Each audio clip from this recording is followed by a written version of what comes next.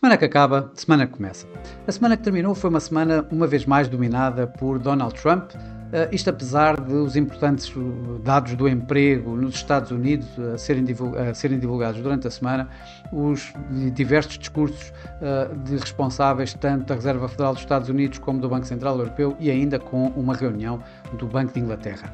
De facto, a semana começou de imediato impactada pelo anúncio durante o fim de semana de um aumento de taxas de 25% sobre os produtos vindos tanto do México como do Canadá e 10% sobre os da China. De imediato o mercado entrou a semana um pouco em aversão ao risco, com as moedas ditas de refúgio a ganharem algum valor, como foi o caso do dólar norte-americano, fortemente, assim como o iene japonês. Já as moedas canadianas e mexicanas sofreram fortes pressões. Ao mesmo tempo que durante praticamente toda a semana ouvimos variadíssimos responsáveis, tanto do BCE como da Fed, a Reserva Federal, os da Reserva Federal a continuarem a apontar para que a atual pausa da Reserva Federal se vá manter durante mais algum tempo, provavelmente, e os mercados estão a contar com isso, que isso aconteça até lá meados do ano, portanto com o próximo corte de taxa de juros a aparecer na segunda metade deste ano de 2025, enquanto por parte do Banco Central Europeu a tendência é generalizada de manter o atual ritmo de cortes de taxa de juros, com os mercados à espera de mais 25 pontos de corte de taxa de juros na próxima reunião do BCE. No Japão, também vários responsáveis continuam a impulsionar os ganhos do iene ao colocarem a probabilidade do Banco do Japão ainda este ano subir mais do que uma vez a sua taxa de juros. Relembro que a última vez ela subiu em 25 pontos base, passando de 0,25 para 0,5 a sua taxa de referência. Ainda em bancos centrais tivemos o Banco de Inglaterra, isto em sentido inverso. O Banco de Inglaterra voltou a cortar taxas de juros desta vez, passado algumas reuniões, de 4,75 para 4,50, e a surpresa veio pela parte da votação, onde nunca se esperaria que houvessem dois votos, não de 25 pontos, mas de votarem para 50 pontos base este corte de taxa de juros, sendo que um deles foi extraordinariamente surpreendente. Tratou-se de Catherine Mann, que nas últimas reuniões tinha inclusive votado para subir taxas de juros e não manter, e desta vez votou no sentido completamente contrário, ou seja, aumentar o ritmo de cortes de taxa de juros dos tais 25 para os 50 pontos base. Mas, de facto, em termos de agenda económica, o mercado estava a olhar principalmente para os Estados Unidos, isto apesar de termos os dados da inflação da Europa, que saíram em linha com o esperado. Aliás, já tínhamos tido os dados regionais anteriormente e, portanto, em tudo indicavam que assim o pudesse acontecer, e por isso, de facto, os mercados estavam a olhar principalmente para os dados nos Estados Unidos. Primeiro tivemos os dados de atividade económica da ISM, que, tal como na Europa, também acabaram por aumentar um pouco a atividade manufatureira e mostrar um recuo na atividade de serviços. Mas, de facto, foram os dados do emprego que mais tinham o relevo nos investidores, e eles acabaram por surpreender de alguma forma os mercados, embora de forma mista. Ou seja, os non-farm payrolls mostraram uma queda esperada, aliás, dos novos postos de trabalho, no aumento de postos de trabalho nos Estados Unidos para 143 mil no mês de janeiro, isto reduzindo dos 257 mil do mês anterior, que, atenção, foram revistos em alta. Estes números foram revistos em alta para mais de 300 mil novos postos de trabalho em janeiro. Também a surpreender aí pela positiva esteve a taxa de desemprego, que caiu inesperadamente de 4,1% para 4%. Nos resultados empresariais não houve grandes surpresas, no entanto, continuou, digamos, não foi por aqui que o mercado teve um grande impulso ou grandes pressões. As empresas mais importantes com mais probabilidades de agitar os mercados foram a Amazon e a Google, que estiveram longe de entusiasmar os mercados, tiveram resultados em linha com o esperado, embora desiludissem um pouco relativamente aos investimentos que continuam a apontar fazer para a inteligência artificial. No meio disto tudo, acabámos por ter um mercado acionista durante esta semana, também ele misto, com a Ásia entre ganhos e perdas, a Europa em ganhos e os Estados Unidos em perdas, um pouco por esta pressão também feita por Donald Trump relativamente às tarifas, nomeadamente no Canadá e no México. Na Ásia, o mercado chinês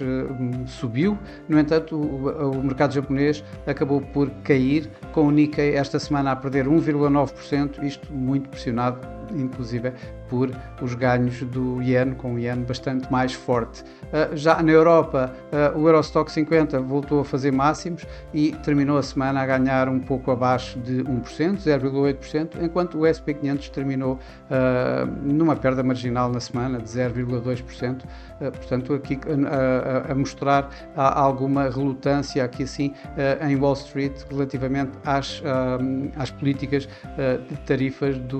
de Donald Trump. Por cá, o PSI 20 acabou por recuar também marginalmente, 0,2%, isto pressionado principalmente pelo EDP Renováveis, que esta semana caiu de novo aqui 6,4%, e por outro lado suportado com uns CTT que valorizaram um pouco menos de 5%. O mercado cambial, aliás, como comecei a referir logo no início deste vídeo, foi volátil, e com aqui o que é que vimos? Vimos os ganhos iniciais na semana de imediato no dólar, o índice do dólar esteve perto de atingir os 110 e acabou por cair durante a semana, conforme Donald Trump foi recuando nas suas tarifas e suspendeu mesmo as tarifas ao México e ao Canadá, mantendo apenas as do Yen. O euro, claro que isso também se viu nas outras divisas, como vemos, o mercado praticamente todo ele, o mercado cambial todo ele, abriu em gap face ao dólar logo no início da semana. Foi o que aconteceu, curiosamente, foi o que aconteceu tanto no dólar-yen como no euro-dólar, em que tivemos aqui assim um euro-dólar que abriu à volta de 1,02, um pouco acima de 1,02, o que chegou a ir acima de 1,04, mas acabou aqui perto de 1,03 uma vez mais, e portanto com algumas perdas, inclusive durante esta semana, do próprio dólar face ao euro. Já o Yen teve praticamente toda a semana a subir, ele que começou a semana à volta dos 155 ienes por dólar, mas terminou em torno aqui dos 151. Claro que as moedas que mais volatilidade acabaram por registar foram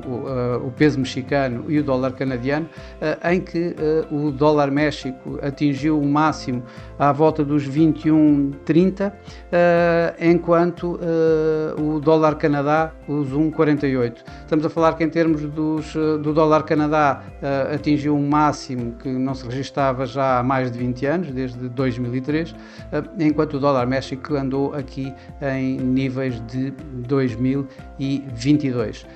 Nas moedas emergentes, a moeda emergente que mais caiu esta semana acabou por ser a lira turca, uma vez mais, perdeu aqui um pouco menos de 1% face ao dólar, enquanto o rand sul-africano recuperou perdas registadas face ao dólar e ganhou esta semana aqui um pouco mais de 1% face ao dólar. Nas commodities, o ouro e o petróleo acabaram por ter direções diferentes. O ouro, como um ativo também de refúgio, acabou por continuar na sua tendência ascendente que tem vindo a ter praticamente há vários meses, atingiu um novo máximo de sempre, aqui perto dos 2.890 dólares por onça, e ganhando esta semana aqui quase 2%. Já os preços do petróleo voltaram a estar pressionados. Da política de Donald Trump de aumentar a produção, em conjunto com inventários durante a semana bastante acima do esperado do crudo norte-americano, acabou por levar os mercados petrolíferos a negociar em baixa, com o Brent esta semana a perder aqui quase 3%.